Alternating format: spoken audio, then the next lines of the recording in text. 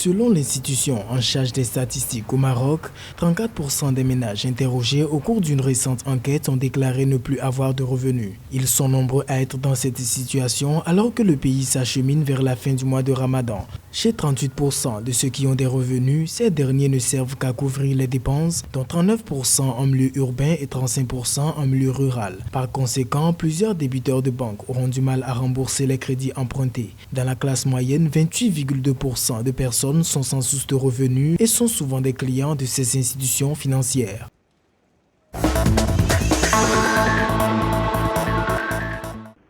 Pour lutter contre le Covid-19, la Banque de Maurice a annoncé avoir accordé une contribution de 60 milliards de roupies, soit 1,5 milliard de dollars au gouvernement. La situation économique du pays reste sous contrôle, sans oublier la mise en place d'une série de mesures pour le maintien de la stabilité du système financier national. La création du Mauritius Investment Corporation s'annonce ainsi à la suite de larges consultations avec les principaux opérateurs économiques du tourisme et de l'industrie manufacturière.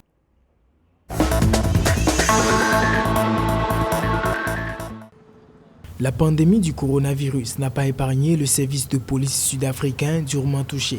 6 de ses membres sont décédés de la maladie et plus de 600 autres membres des SAPS sont contaminés, selon le ministre de la Police, Beki Cele. Plusieurs tests ont été effectués et des centaines d'agents ont été mis en isolement, avec plus de 3000 personnes en quarantaine. L'Afrique du Sud compte 121 postes de police et 40 unités où des membres ont été testés positifs et des locaux contaminés.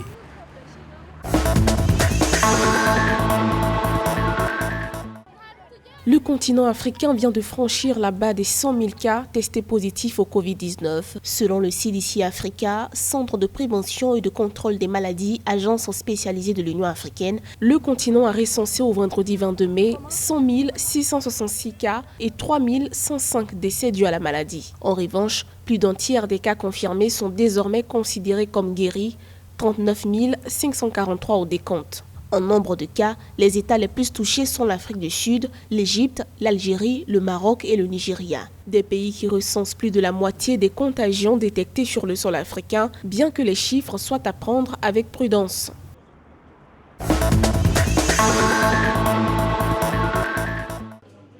Le gouvernement béninois a facilité le rapatriement de 35 ressortissants, dont 5 nourrissons du Gabon, en raison de la pandémie du Covid-19. Ayant décidé volontairement de rentrer dans leur pays d'origine, ils ont été conduits à leur descente de l'avion au centre de dépistage installé à l'aéroport international de Cotonou pour subir les tests de dépistage rapide en vue de détecter la présence ou non du virus. Selon le site officiel du gouvernement du Bénin, avec 26 792 tests réalisés depuis le 3 mai 2020, le Bénin a enregistré à la date du 20 mai un total de 135 cas confirmés, dont 71 personnes sous traitement et 61 personnes guéries.